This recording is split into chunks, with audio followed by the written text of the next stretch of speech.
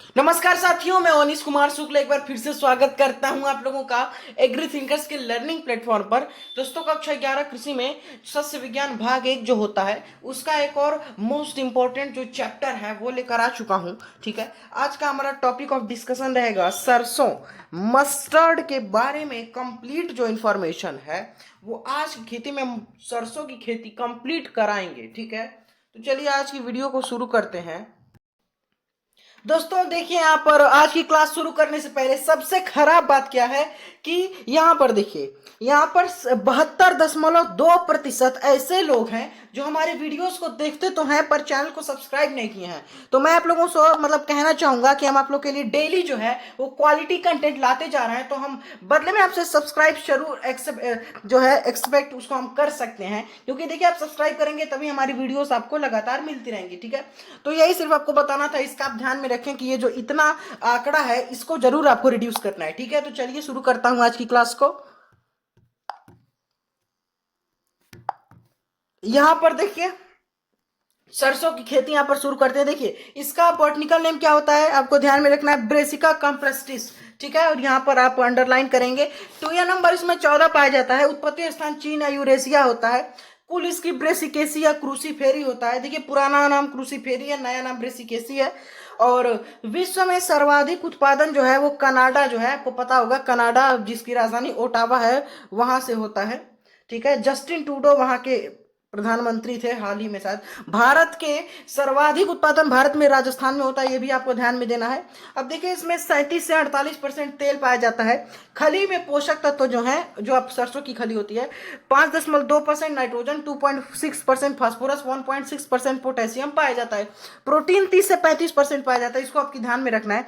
यहाँ पर फिर देखिए आप लोग क्लाइमेट कैसा चाहिए, सरसों की खेती आप कर रहे हैं तो शुष्क तथा सर्द जलवायु की आवश्यकता होती है। देखिए चौची जो सरसों है हमारा, आप लोगों को पता होगा, चूंकि सरसों भी हमारा एक रबी का पौधा है, जैसे आपका गेहूं, चना, जौ, जई, मटर, मसूर, लुसर्न, लाही, सरसों, आलू, बरसीम, ये सारे रबी के क्रॉप्स हैं। तो उसके भी इसके लिए भी ये सर्द जलवायु की आवश्यकता होती है। ठीक है, सॉइल इसके लिए बलुई दोमट से लेकर मटियार दोमट में इसकी खेती की जा सकती है। पीएच 6.5 से 7.5 हो। ठीक है, यहाँ पर देखिए इसकी उन्नतशील प्रजातियां जैसे कि लाहा होता है, ये मेनली ब्रेसिका जंसिया होता है। ठीक है, ये ब्रेसिका कंप्रेस्टिस नहीं होता, इसमें 2N नंबर 36 होता है। ठीक है, और इसका साग भी बनाया जाता है। जैसे कौन कौन सी प्रजातियां हैं ब्रेसिका जंसिया में, यहाँ पर देखिए क्रांति है, वैभव, शेखर, वरुणा, वरदान, सौरभ, पूसा बोल्ड, किरण, करिश्मा, रोहिणी, पूसा अग्रणी, उर्वशी, पूसा बारानी, नरेंद्र। ठीक है, आगे देखिए फिर यहाँ पर भूरी सरसों जो आपका ब्राउन सरसों इसको बोला जाता है,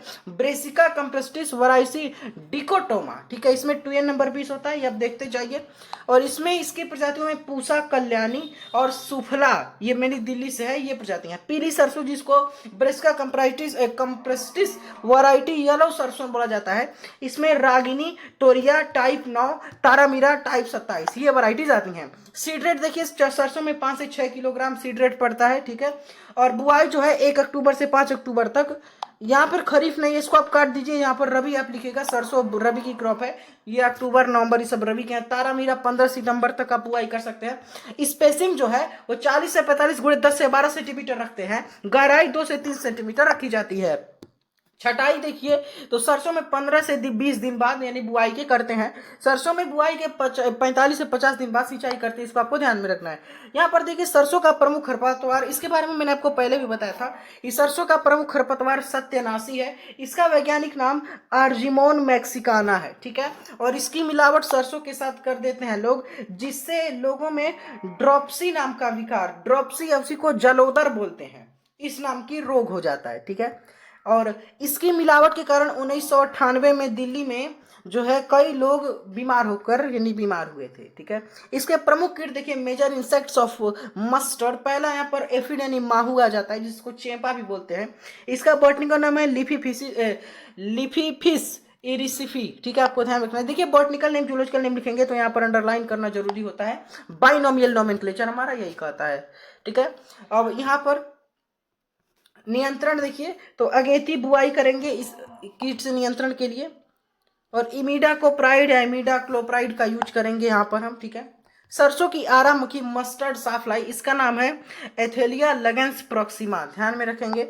और ये पेंटेड बग एक होता है, तो ये जो है बगर्ड्स कलीफ्लावर मेनली, इसका नाम है बगर्ड्स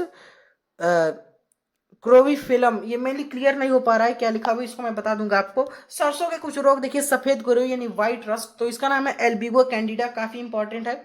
इसके नियंत्रण के लिए मैनकोजेब का इस्तेमाल करते हैं। फिर अल्टरनेरिया ब्लाइट, इसका आपका कारक होता है अल्टरनेरिया ब्रेसिका, आप ध्यान में रखेंगे, ठीक है। नियंत्रण इंडोफिल M45, 2 किलोग्राम पर 1000 लीटर जल में घोलकर पर हेक्टेयर के हिसाब से उसको हम छिड़काव करते हैं। फिर डाउनी मिल्ड्यू, जिसको मृद रोमिल आस्था बोलते हैं, वो हो जाता है। इसका नाम फंगस है, फंगस का नाम है पर्नोस्पोरा ब्रेसिकी, ध्यान में रखेंगे।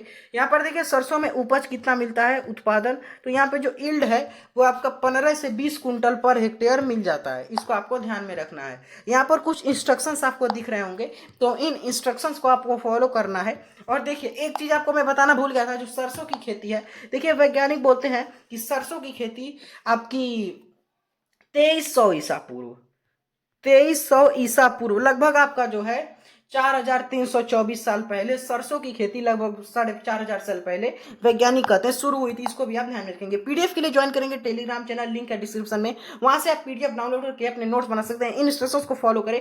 व्हाट्सएप ग्रुप का लिंक है डिस्क्रिप्शन में, उसको भी ज्वाइन करें और एवरीथिंग के साथ जुड़े रहें। Thanks for watching.